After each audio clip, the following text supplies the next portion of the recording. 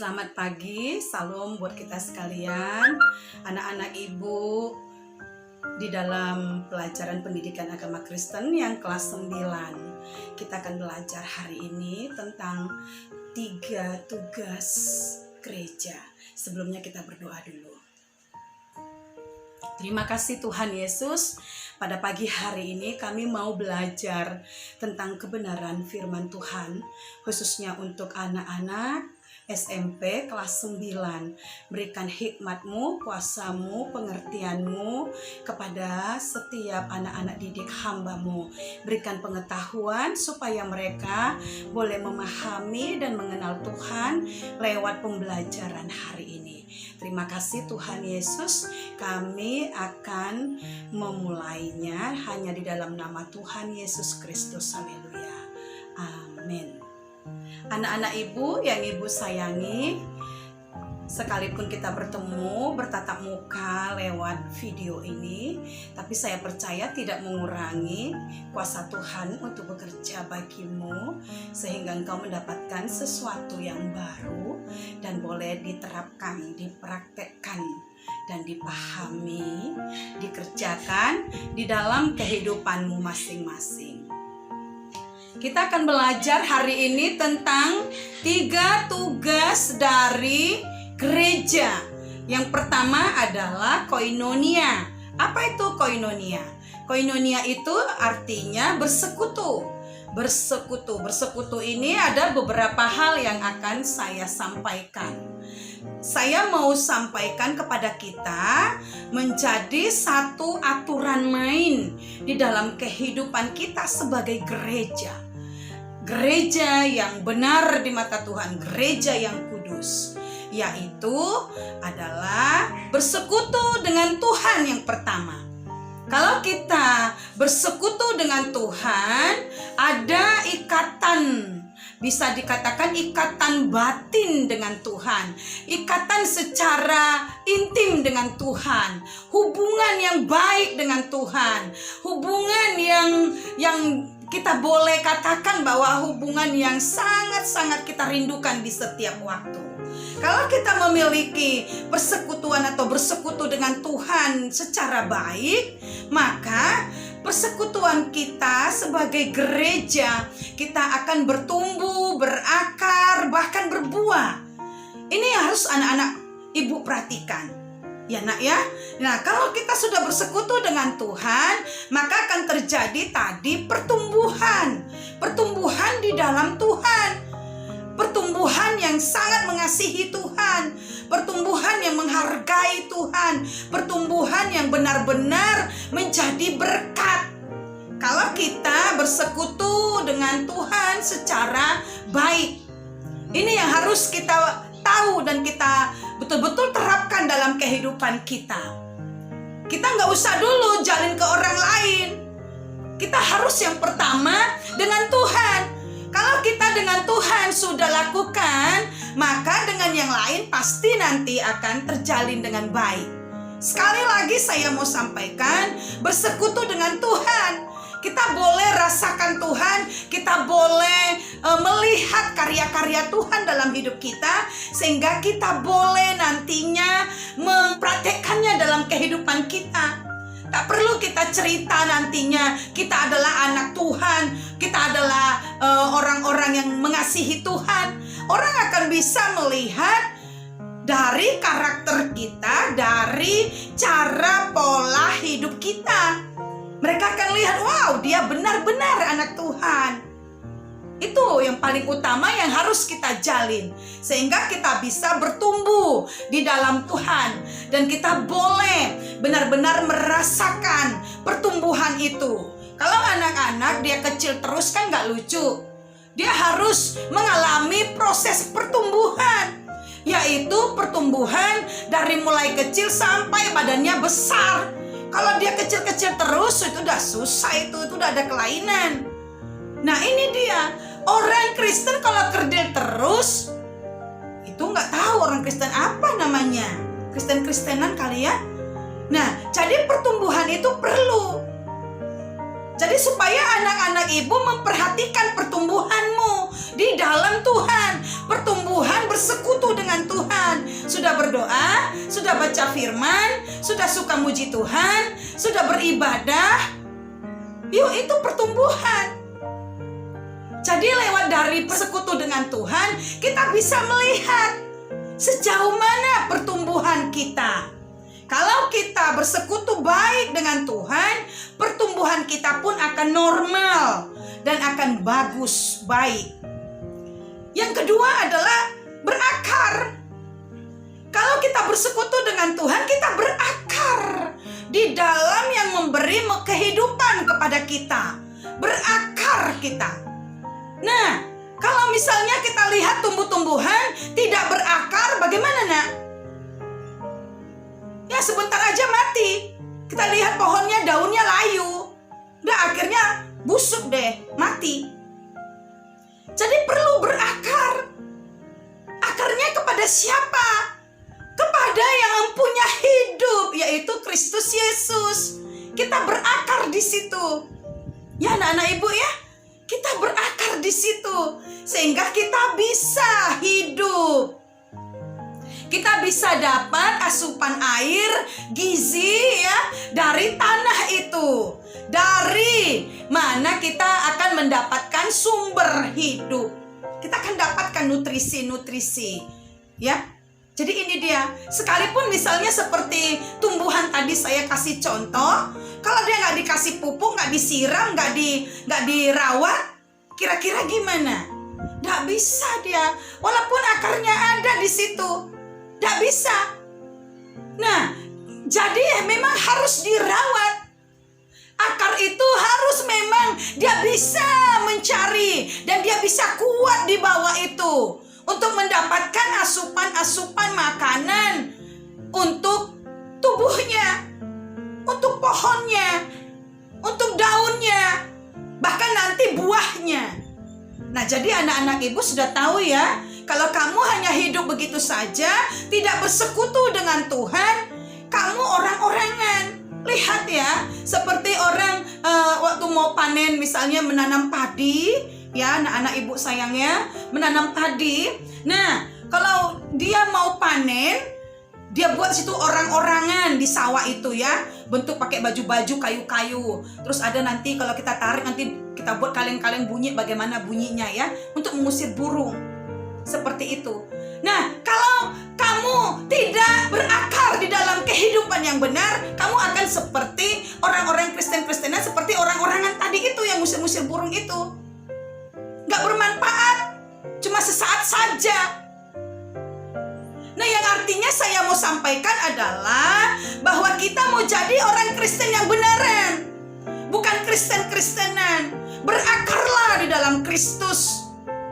Hiduplah bersekutu baik dengan Kristus. Sehingga akar kita sekali lagi mendapatkan asupan, makanan, nutrisi yang baik untuk pertumbuhan.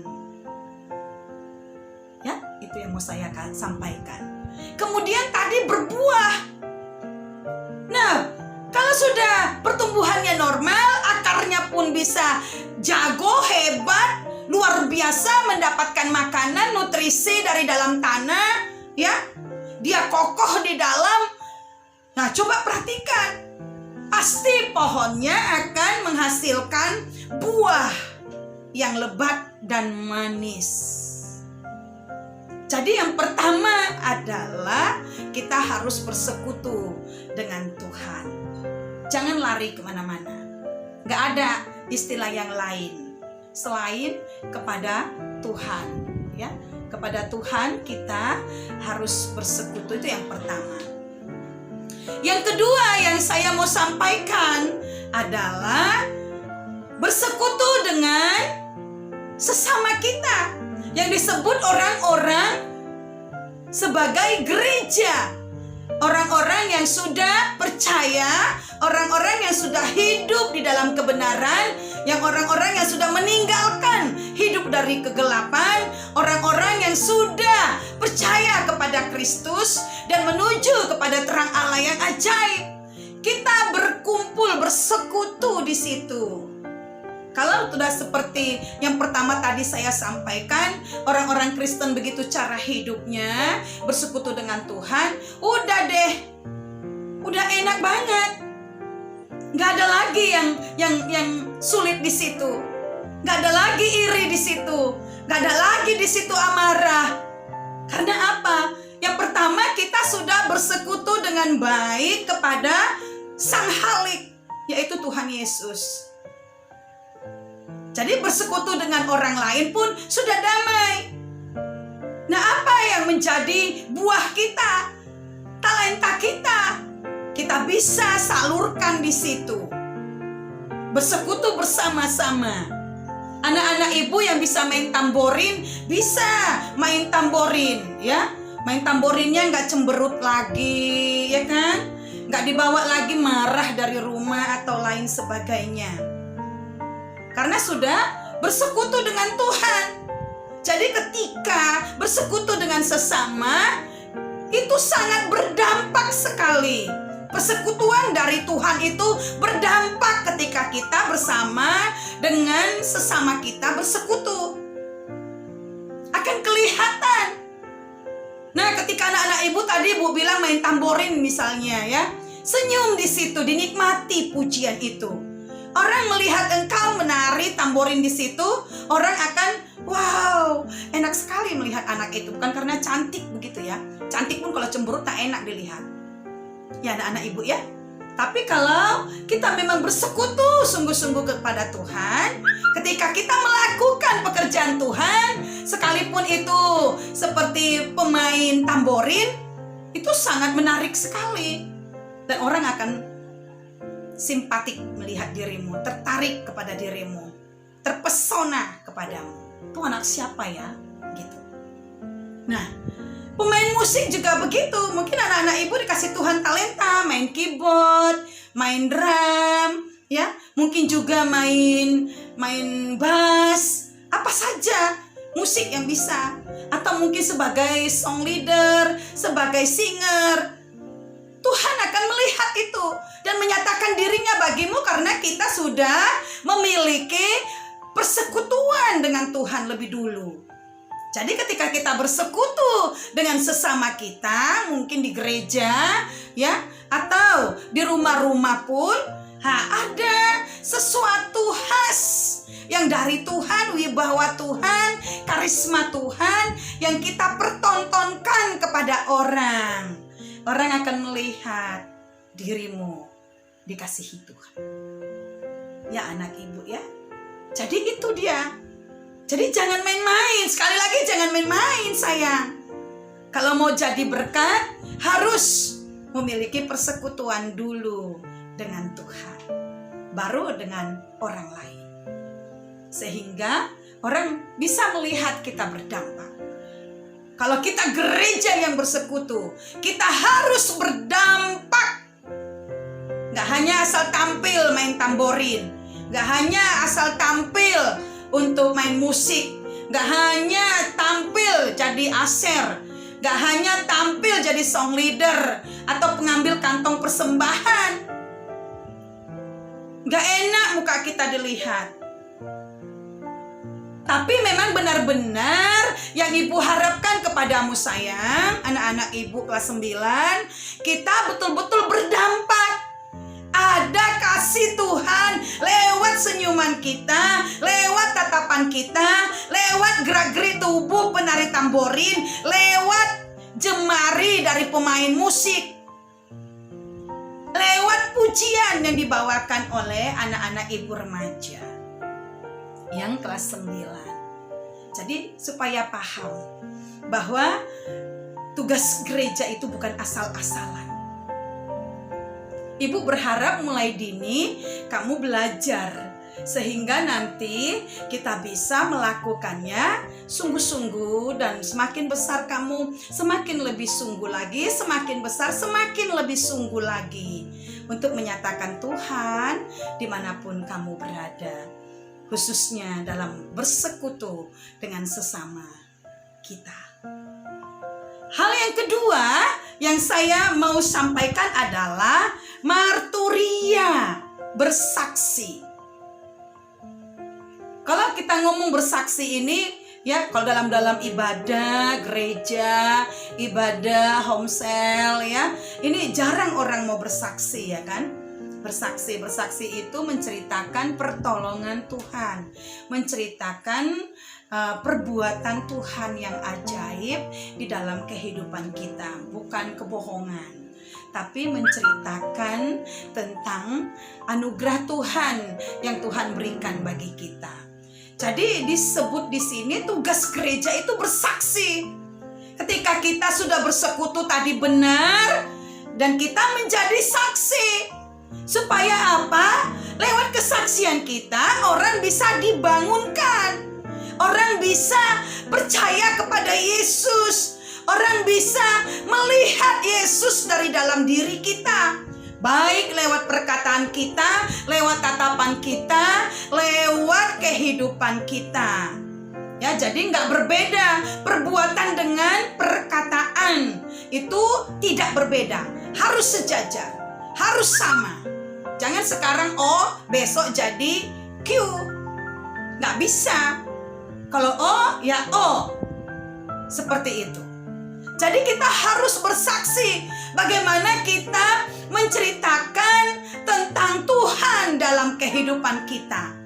Makanya anak-anak ibu sekalian, kalau kita sudah sering bersekutu dengan Tuhan, sering membaca firman Tuhan, dan kita memiliki pengalaman pribadi dengan Tuhan, yaitu kesaksian-kesaksian yang harus kita ceritakan kepada orang lain siapa itu Yesus yang kita sembah itu.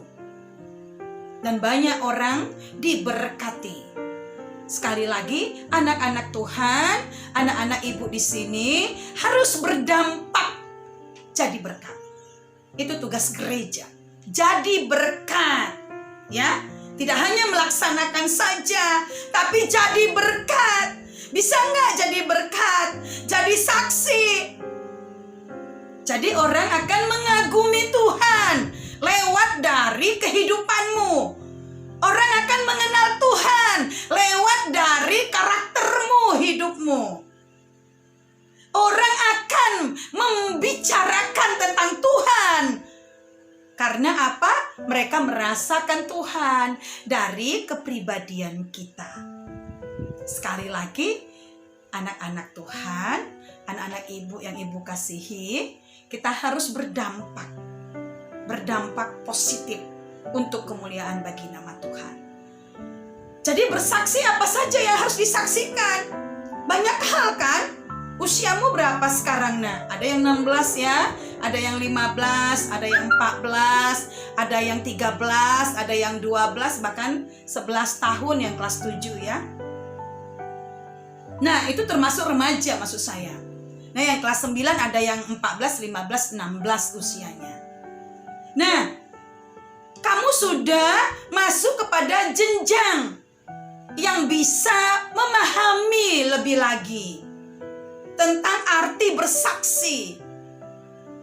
Bersaksi itu adalah sesuatu yang dapat kita terima dari Tuhan dan kita harus menyatakannya kepada dunia, menyampaikannya kepada dunia, mengikrarkannya kepada dunia, sehingga dunia tahu bahwa Yesus itu dari dulu, sekarang, sampai selamanya Dia bekerja dengan dahsyatnya dan dengan luar biasa. Itu bersaksi ya nak. Jadi tugas kita sebagai gereja, tugas ibu, tugas kamu, kita bersaksi, harus bersaksi. Bersaksi di tengah-tengah keluarga, ya. Mamanya misalnya capek, ya kan? Mamanya pulang kerja, yuk mamanya mau minum apa? Dikasih minum, itu bersaksi. Pekerjaan rumah beres, mamanya pulang sudah beres pekerjaan rumah, itu bersaksi. Adik-adiknya sudah mandi, belajar, ya, jangan sampai mamanya suruh, itu sudah bersaksi. Membawa adiknya, mengingatkan adiknya, ya, untuk gereja atau untuk bersekutu di rumah, belajar di rumah, beribadah di rumah, baca firman di rumah, itu sudah bersaksi. Yang artinya lewat dirimu kau tunjukkan Tuhan yang besar, yang dahsyat itu di dalam dirimu, anak-anak ibu. Bisa ya sayangnya? Gampang, gampang sekali. Dimulai dari diri kita, baru keluarga kita dulu. Kalau kita sudah bisa dan menjadi terbiasa, bahkan menjadi satu kebutuhan, kita harus jadi saksi Tuhan. Nanti keluarnya dari rumahmu sudah gampang, sudah bisa. Itu ibu harapkan, supaya anak-anak ibu bisa mengambil sikap mulai sekarang. Saya gereja ya, saya harus benar-benar bersaksi, menjadi saksi di tengah-tengah rumah saya ini, menjadi saksi bagi masyarakat saya ini. Begitu ya anak-anak ibu ya, saya berharap itu bisa kita pahami. Jadi akhirnya nanti bukan hanya bagi diri kita, bukan hanya kepada lingkungan keluarga kita, bukan hanya di lingkungan gereja kita, bukan hanya di masyarakat kita, tapi sampai kepada Indonesia, sampai kepada bangsa-bangsa seluruhnya yang ada di bumi ini. Kita akan menjadi saksi. Gimana caranya? Ya lewat tadi persekutuan dengan Tuhan. Anak-anak ibu bisa berdoa buat Indonesia, para pemimpin kita, buat jiwa-jiwa yang ada di Indonesia, buat dunia juga. Kenapa tidak? Itu tugas kita. Jangan bilang itu tugas pendeta, tugas sintua, tugas diaken, tugas majelis. Tidak. Itu adalah tugas orang percaya. Kalau mau kita disebut sebagai gereja yang adalah orang-orang percaya kepada Kristus, itu tugasnya. Paham ya nak ya? Supaya kita sama-sama merasakan kerajaan Allah di bumi dan di surga.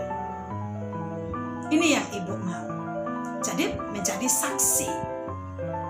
Menjadi saksi di perkataan kita, di karakter kita, perbuatan kita. Sehingga nyambung dua-duanya.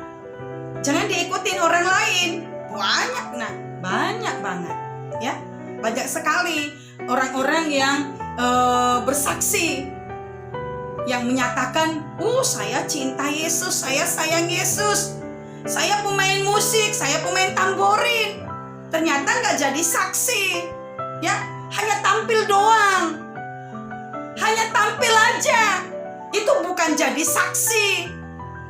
Nah, saya minta kita jadi saksi.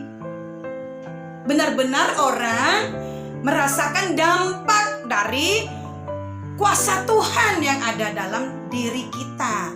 Dan itu bisa kita transfer kepada orang lain. Yang artinya orang lain bisa merasakan Tuhan di dalam kehidupan kita. Anak-anak ibu yang ibu sayangi, ibu rindu sekali loh kepada kalian semuanya, supaya kita sama-sama, sekalipun situasi COVID begini, kita bisa lebih mengenal Tuhan. Tapi harus dipraktekkan sayang ya, harus dipraktekkan. Kapan lagi? Tuhan sudah mau datang. Kapan lagi kita mau berbuat sama Tuhan? Yuk dimulai dari diri kita sebagai saksi Kristus dimanapun kita berada. Bisa ya, bisa bangun pagi-pagi, berdoa, baca firman. Ayo kerjanya apa dikasih mamanya sebelum ikut belajar walaupun sistemnya online. Yuk lakukan jadi saksi. Sehingga mamamu bisa lihat, papamu bisa lihat, dan kakak adik abangmu bisa lihat. Dan mereka belajar dari hidupmu. Itu yang ibu rindukan terjadi bagi kamu. Puji Tuhan. Ibu percaya anak-anak ibu pasti mau merubah cara pola hidup kita untuk lebih menyenangkan hati Tuhan. Yang ketiga, kita mau belajar di situ melayani. Melayani ya nak ya, diakonia. Nah, kamu kan kalau sudah main tamborin kan sudah sama itu namanya dengan melayani. Melayani Tuhan. Nah, kalau kita sudah bisa melayani Tuhan dengan kuasa Tuhan dan orang boleh rasakan dampak itu dan bisa merubah juga cara pandang orang melihat kita dan melihat Kristus. Coba melayani itu tadi sudah saya sampaikan juga waktu bersaksi, itu berkaitan erat. Kalau kita sudah bisa menjadi saksi, udah so pasti kita bisa melayani orang lain. Bukan hanya di remaja, di kaum umum pun anak-anak ibu sudah bisa. Karena kita sudah jadi saksi. Ya, sekali lagi ibu bilang, ibu mau sampaikan kepada anak-anak ibu. Kalau kita sudah benar-benar bersaksi, jadi saksi Tuhan, sudah so pasti kita bisa melayani. Tapi kalau belum bisa jadi saksi Tuhan, karena yang pertama tadi tidak ada persekutuan dengan Tuhan, gak bisa. Jangan mau sok-sokan lah melayani seperti itu. Walaupun kamu jago main keyboard, jago main piano, jago main drum, atau main apa saja, mau tamborin, janganlah jangan main-main. Jangan buat ajangmu itu ajang main-main, hanya tampil doang. Nanti kebiasaan loh sampai tua kayak begitu. Nah, ibu minta tadi itu yang udah ibu jabarkan tadi itu, sehingga kita bisa yang ketiga ini, diakonia, melayani siapa saja, dari yang terkecil sampai yang terbesar, yang tertua sekalipun. Kalau kita melihat tokoh-tokoh Alkitab yang ada di Alkitab ya, kita boleh melihat ada tokoh Alkitab yang menyatakan, aku masih muda, aku gak cocok dah Tuhan. Coba, Tuhan bukan melihat mudanya, tetapi tadi itu karena ada persekutuan, bersekutu dengan Tuhan, itu yang paling utama. Dan bisa bersekutu dengan sesama, dan bisa bersaksi atau menjadi saksi, dan sudah akhirnya bisa melayani. Ini yang saya jabarkan pertama tadi, ini yang melayani itu adalah buahnya. Talenta-talenta yang diberikan Tuhan kepada anak-anak ibu itu kelihatan nanti dalam melayani. Melayani, coba lihat kalau dia nggak ada persekutuan dengan Tuhan, salah-salah toh. Satu tim itu musik misalnya nggak ada kecocokan toh dengan temannya. Karena apa? Dia merasa sok hebat, merasa dia paling jago main keyboard, main drum, main apa. Akhirnya tidak ada yang cocok. Karena pelayanan itu atau melayani itu adalah sesuatu yang harus kita persembahkan, bukan kepada pendeta, bukan kepada orang banyak yang menonton kita ketika ibadah, tapi kepada Tuhan. Masa sih sama Tuhan mau main-main? Masa sih mau sombong-sombongan kepada Tuhan? Saya mau berharap ketika kita melayani Tuhan, kita berikan yang terbaik bagi Tuhan. Semua dari Tuhan dan untuk Tuhan. Nah, ini yang harus kita rubah cara kita melayani, sehingga tidak ada masalah bagi kita dalam pelayanan kita. Yang artinya masalah itu adalah yang keluar dari diri kita. Ya kalau orang mah buat masalah ya nggak apa-apa, itu urusan dia sama Tuhan. Tapi dari diri kita nggak buat masalah. Yuk anak-anak ibu, yuk semuanya kita ini dikasih Tuhan talenta. Baik 1 talenta, 2 talenta, 5 talenta. Yuk, yang mana yang dikasih Tuhan sama kamu? Tapi saya minta, jangan lupa yang pertama tadi, bersekutu dengan Tuhan. Sehingga talentamu akan semakin berkembang. Kita melihat cerita dalam Alkitab tentang 1, 2, 5 talenta yang diberikan. Coba lihat, kalau kita tidak mensyukuri apa yang Tuhan berikan bagi kita, kita akan kubur talenta yang diberi Tuhan. Yang artinya adalah, kalau tidak ada persekutuan kita dengan Tuhan, kita nggak bisa melakukannya, mengerjakannya dengan sungguh-sungguh. Justru di situ sungut-sungut. Sehingga pelayanan kita atau melayani, kita nggak ngeh gitu, nggak kena. Bahkan kita dihujat orang. Orang akan marah kepada kita. Nah, anak-anak ibu minta supaya kita paham. Dalam cerita 1, 2, 5 talenta tadi itu. Yang 1 talenta nggak terima. Kenapa dia 5? Kenapa itu 2? Kenapa saya 1? Saya mau sampaikan, Tuhan tahu. 1 itu pun sebenarnya bisa berkembang. Bertambah-tambah lagi Tuhan nyatakan. Apabila kita mengerjakannya dengan luar biasa, dengan takut akan Tuhan, dengan sungguh-sungguh. Tapi yang mendapatkan 1 talenta itu dia kubur. Habis deh. Nah, ini anak-anak ibu. Sedangkan yang 2 talenta dan 5 talenta mereka kembangkan. Terjadi lipatan ganda dalam kehidupan mereka. Jangan sirik. Jangan lihat dulu yang kecil yang Tuhan percayakan anak-anak ibu.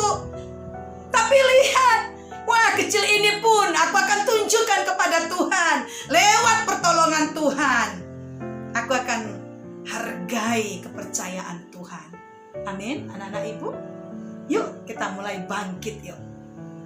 Tuhan akan menuntut kita dengan talenta yang ada pada kita. Anak-anak ibu harus paham itu sayang.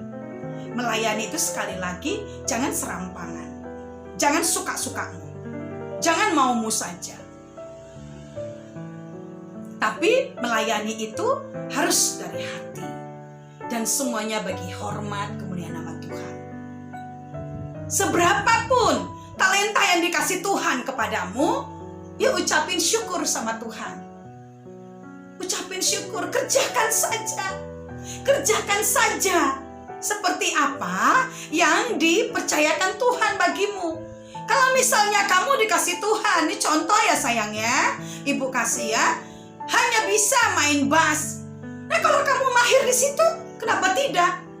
Wah, orang banyak terpikat melihat kau memetik bass itu sayang. Wow, itu anak siapa ya? Luar biasa ya, memetik gitar itu. Wah, terasa kali hadirat Tuhan. Iya kan? Jangan langsung minta bisa bass, bisa ini, bisa itu, bisa ini. Jangan begitu. Yuk kerjakan dulu. Kalau di bidang itu kamu profesional, kenapa tidak nak? Kenapa tidak sayangku? Yuk ibu menggugah hatimu. Kau hebat. Kau bisa sayang. Anak-anak ibu yang kelas 9, yuk datanglah kepada Tuhan. Yang pertama persekutuan dengan Tuhan. Sehingga dalam pelayanan pun kita boleh enjoy penyertaan Tuhan nyata. Dan Tuhan kita publikasikan lewat talenta yang Tuhan kasih sama kita. Lewat talenta yang Tuhan percayakan sama kita. Orang akan tertarik datang kepada Tuhan. Kamu akan bisa bersaksi. Lewat dari hanya main gitar tadi saja, orang bisa tanya, kamu kursus di mana ya? Ya kan sayang? Ya, padahal nggak ada kursus loh. Tapi karena kamu bisa dipercaya Tuhan, Tuhan kasih hikmat, Tuhan kasih pengetahuan. Kamu berlatih sendiri. Tuhan sumber pengetahuan, Dia sumber kehidupan, sumber hikmat. Jangan takut. Anak-anak ibu, lewat pelajaran ini kau sangat berharga di mata Tuhan. Kau sangat spesial di mata Tuhan. Jangan takut sayang. Yuk lakukan yang terbaik bagi Tuhan, dan Tuhan akan melakukan yang terbaik bagimu. Lewat pelajaran hari ini, ibu berharap kita semuanya diberkati oleh Tuhan. Kita semuanya mendapatkan sesuatu yang baru dari Tuhan. Tuhan Yesus memberkati. Biar lewat pelajaran kelas 9 tentang 3 tugas gereja, nama Tuhan dipermuliakan. Dalam nama Tuhan Yesus, kita boleh sama-sama bangkit. Puji Tuhan, kita akan akhiri pelajaran kelas 9 pada pagi hari ini. Kita bersatu dalam doa. Terima kasih Tuhan Yesus, hari ini kami bersuka di hadapan Tuhan. Kami boleh belajar tentang 3 tugas gereja. Terpujilah nama Tuhan buat apapun kepercayaan Tuhan sebagai talenta dalam kehidupan anak-anak hamba-Mu yang ada di kelas 9 ini. Nyatakan kuasa-Mu Tuhan, sehingga mereka boleh menghargai talenta-talenta yang Tuhan percayakan bagi mereka, dan mereka menjadi gereja yang berfungsi, berdampak bagi manusia, bagi setiap orang yang ada di sekitar mereka dan dimanapun mereka berada. Dan kami percaya, kami bersyukur sehingga tugas daripada gereja terjadi bagi setiap anak didik hamba-Mu. Terpujilah Tuhan sekarang sampai selama-lamanya. Biar nama Tuhan dipermuliakan. Tuhan Yesus memberkati. Terpujilah Engkau Tuhan. Di dalam nama Tuhan Yesus kami berdoa dan mengucap syukur. Haleluya. Amin. Anak-anak ibu yang ibu sayangi, sekian dulu pelajaran kita pagi hari ini. Tuhan Yesus memberkati. Bye-bye.